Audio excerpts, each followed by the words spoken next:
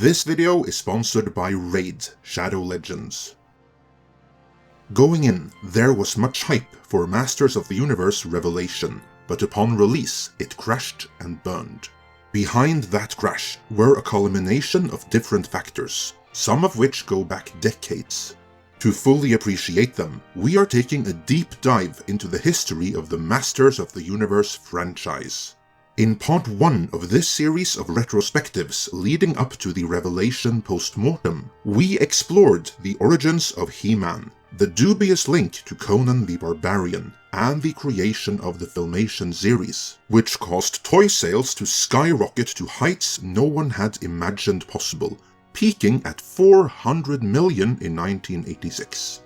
But from there, like Revelation would do decades later, the franchise crashed and burned, collapsing to just 7 million the very next year. In order to understand the fall, we must first explore the rise, as that is where the seeds of destruction were planted. In this video, we will go through how Mattel and Filmation both wanted to expand the brand with She-Ra, how mistakes were made in the process, and the launch of He-Man's twin sister. But first, we'll share a message from this video sponsor, Raid: Shadow Legends. It may not be on the Sega Mega Drive, but it's on iOS, Android and PC, and when I feel like going on an epic fantasy sword and sorcery adventure, it's my go-to game. And you should check it out too, using either the on-screen QR code or the link in the description. There is a new boss, the legendary Hydra. It has 6 heads, each of which is a boss battle all of its own. Among them is the head of Mischief, which will play horrible tricks on you, but you can also use it to get at its brethren. There is also the head of Torment, which looks and sounds like a Norwegian black metal band, and it will turn your fear against you and your team. In order to defeat it, you'll need a champion that has Veil or even perfect Veil skills. That's what I like about this game. You have to be strategic in assembling your team of champions. And on that note, Raid is also giving away an extremely limited edition champion, namely esports legend Simple. He's available for free to both new and old players. All you have to do is log in for 7 days between now and January 28th, and he's yours. After January 28th, however, it's too late, so you don't want to wait around. There is a lot happening in Raid right now, with the release of many other awesome new champions, along with a brand new faction war script for the fan-favorite faction, the Shadow Kin. On top of that, there's a ton of New Year events and tournaments, including a special Fusion event where you can get one of Raid's newest legendary champions. If you're new to Raid, then what all of this means is that now is the perfect time to get started.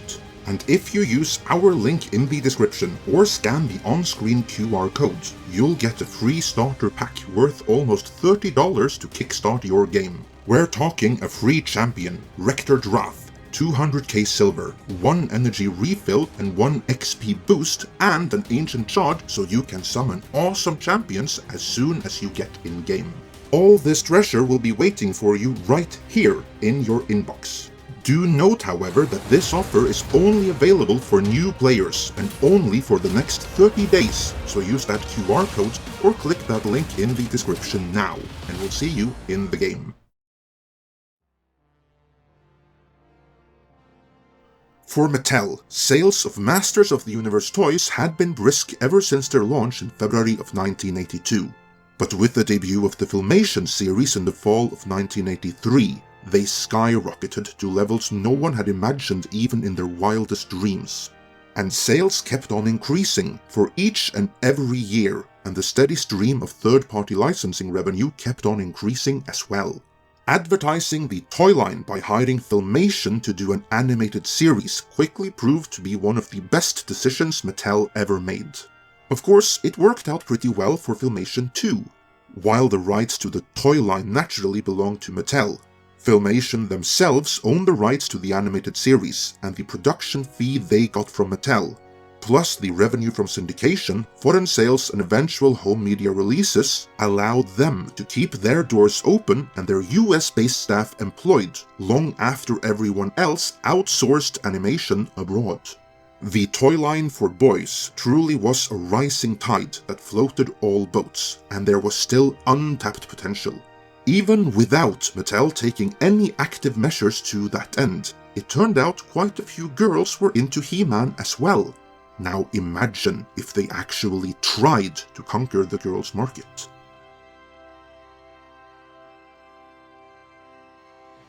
As covered in Randall Lobb's documentary Power of Grayskull, the definitive history of He-Man and the Masters of the Universe, and in the He-Man episode of Netflix The Toys That Made Us, the different people involved seem to have somewhat conflicting recollections on exactly who contributed what, and more importantly, when, in the creation of He-Man. It is much the same when it comes to She-Ra. Filmation sources claim that Filmation head Lou Scheimer couldn't help but notice the appeal his animated series had with girls. More than anything else, Lou Scheimer was a father and a family man, and so the story goes that he thought a female-led spin-off could be interesting as well as inclusive. Inspired by his own daughter, and the Shazam spin-off series Isis, Lou Scheimer then allegedly proposed the idea to Mattel, who, given the success they had with Barbie, didn't see any downside. According to a few of those at Mattel though, the story goes a little bit differently, although it ends in much the same place.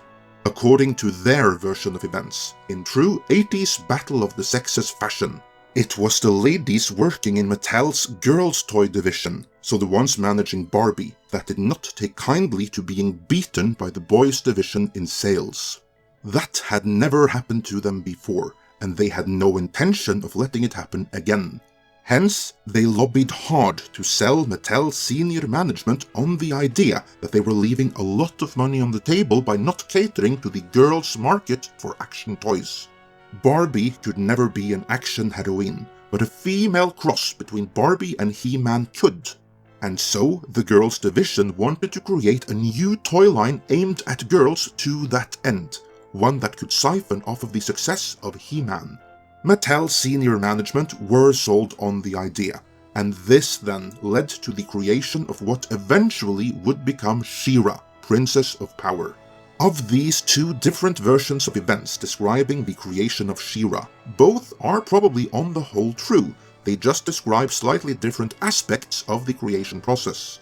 Supporting that the core idea came from Lou Scheimer and Filmation wanting to do a female spin-off series, is the fact that unlike Mattel's eventual She-Ra toy line, the Filmation She-Ra series actually is a spin-off from Filmation's He-Man and the Masters of the Universe series, and the two share continuity. Also, Filmation had a far greater role in developing the story and characters for She-Ra than they did with Masters of the Universe. You'll recall that on Masters of the Universe, character names and designs and early iterations of background stories and overall narratives were already present. Filmation merely built, streamlined, and expanded upon them. On She-Ra, Filmation were much more heavily involved in shaping all of that from the beginning. It was Filmation's Larry DiTio and J. Michael Straczynski who created the backstory and the Bible for the show. Larry DiTio has also said that the character was originally named Hera, but the name was then changed to She-God. But since Mattel nixed anything sounding too religious, the synonym Ra was put in place of God. She-Ra's alter ego, Adora, was made the kidnapped and brainwashed twin sister of Prince Adam, who, like him, has a destiny to wield a power sword of her own. Because of their far greater contribution in the development, Filmation also ended up owning a bigger stake in She-Ra than they did in He-Man. As for the Mattel version of events, although it could be revisionist history, there is some evidence supporting that the girls' division were developing a He-Man-inspired Barbie-like action line for the girls' market anyway. But if so, Filmation's pitch for what would become She-Ra was appropriated and incorporated into it. From there on out, events unfolded as described in the Mattel version of events, where a separate toy line was created with She-Ra, Princess of Power. And it was managed not by the boys' division who were already managing the Masters of the Universe line, but by the girls' division who were managing Barbie. In that process, however, something else was created as well. namely rights issues that were purely administrative at the time, but which would come to have major repercussions later on.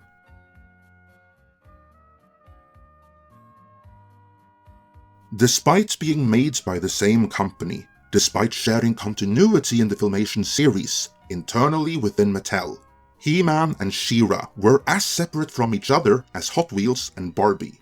The immediate effect for kids was that the She-Ra toys were made not in the image of the He-Man and Teela action figures, but in the image of the Barbie and Ken dolls. This is Princess Adora, sister of He-Man, and her gentle horse. Each sold separately, you can pretend. She's lovely as a flower, but she has a secret power. A magic sword in one stroke, and she's got the strength of a tower. She-Ra, princess of power. The fate of the world's in the hands of one beautiful girl. Princess of power. She-Ra doll Princess of Power comes with everything you see here. Swiftprint horse sold separately, new from Mattel. Many of the ladies running the She-Ra line even wanted the She-Ra dolls to be 11.5-inch dolls, just like the Barbie dolls, which many of them saw the She-Ra line as an extension of. However, the boys division realized that if that were to happen, any kind of interplay between She-Ra and the Masters of the Universe toy lines would be impossible, as they were only 5.5-inch. If the girls division had gotten their way, She-Ra would tower over not just He-Man, but her Filmation series villain Hordak and all of his henchmen. While Hordak and the Evil Horde had been appropriated for the She-Ra Filmation series, they were actually made by the Boys Division and released under the Masters of the Universe toy line. The Boys Division lobbied hard to restrict the size of the She-Ra dolls to the 5.5-inch of the Masters of the Universe line, and they won that fight.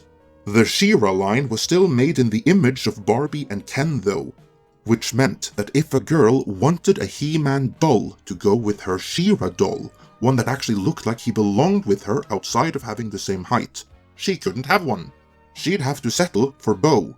Likewise, if a boy wanted a She-Ra action figure in the style of Teela, whether to go with He-Man or to fight Hordak, he couldn't have that either. He'd have to settle for Teela. The Masters of the Universe brand and the She-Ra Princess of Power brand might as well have been two completely separate brands. And legally, due to them being made by different divisions within Mattel, that's exactly what they were. And in time, that would prove detrimental to both. The only place where they coexisted and shared continuity was in the Filmation series, as Filmation was a stakeholder in both brands, with all the necessary licensing deals in place with both Mattel's Girls and Mattel's Boys division. If anything, Filmation played nicer with the two of them than the two did with each other, and that was instrumental to all of their joint and individual success.